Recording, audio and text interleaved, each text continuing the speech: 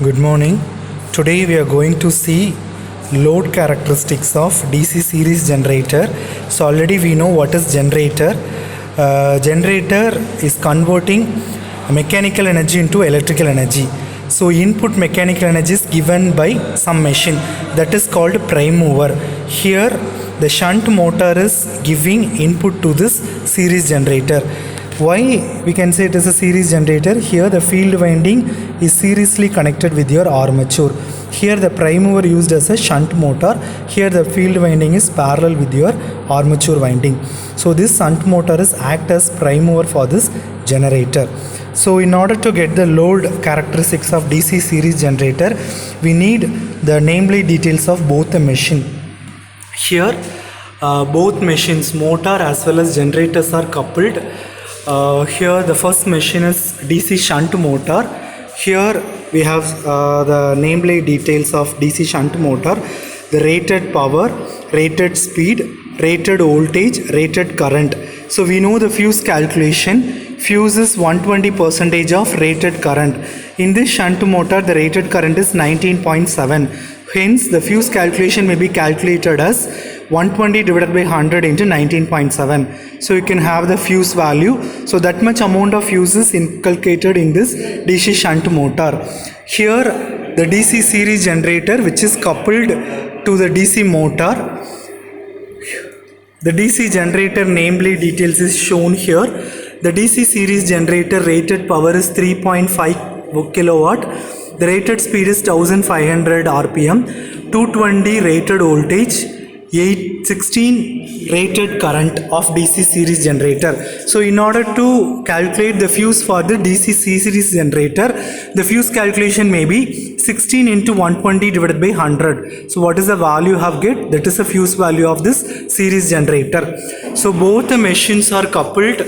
So this DC motor is prime mover for this DC series generator. So here the circuit diagram, I'll explain the circuit diagram.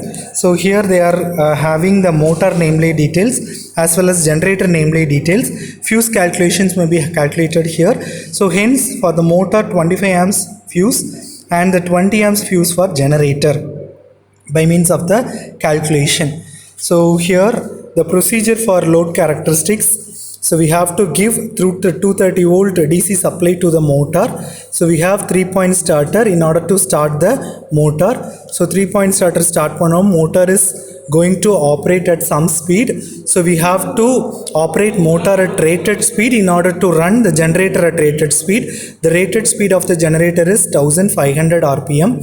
So we have to run the motor as 1500 rpm. Then only the coupling generator also run at 1500 rpm. In order to make the rated speed of the motor, we have to adjust the motor field rheostat. So this motor field rheostat can be adjusted in order to make the motor as 1500 rpm. So the generator also run at 1500 rpm. So once the generator is started to run, the field excitation may happen. So according to Faraday's law of electromagnetic induction, the EMF is induced in this generator.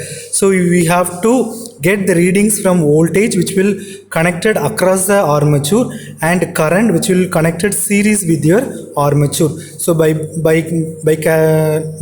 noting these two readings, we can calculate the generated EMF by means of this formula. EG is equal to V plus IA into RA plus RSC effective, where RA and RSC effective is the resistance of armature as well as field winding. So we have to note down these two readings. One is voltage, another one is current. Here in series generator, three currents are equal. IA is equal to ISC is equal to IL, because here the windings are seriously connected with your armature. Hence the current from the armature is flowing through the series field winding, which is flowing through the load. So unlike shunt generator, in shunt generator the armature current IA is equal to IL plus IF, because the winding is parallel with your armature. Here the winding is seriously connected with the armature. So then IA is equal to ISC is equal to IL. So you have to note down these readings, IA and VL. So by means of these two readings, you can calculate EG value. Now I will I will say about the connection. So connection, 230 volt supply which you are given for a prime mover motor through the 3-point starter.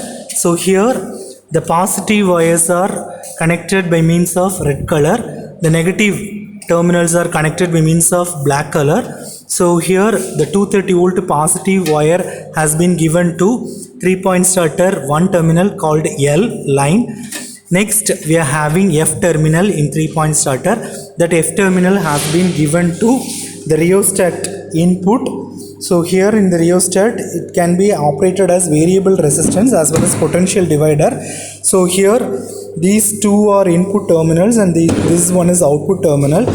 When the movable part which will be in input position, that is minimum position, which will be in output position, we can say it is a maximum position. So here the F terminal is connected to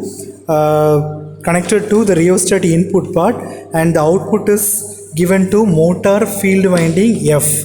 So FF and AA which are interconnected, and the FF has been connected to negative terminal in order to close the circuit, as well as the left out terminal of 3-point starter A which is connected to motor armature A. Right, so this is your prime mover connection or DC shunt motor for load test of DC series generator. Here you can see the circuit diagram of prime mover, right? So now we are going to see about generator side connection.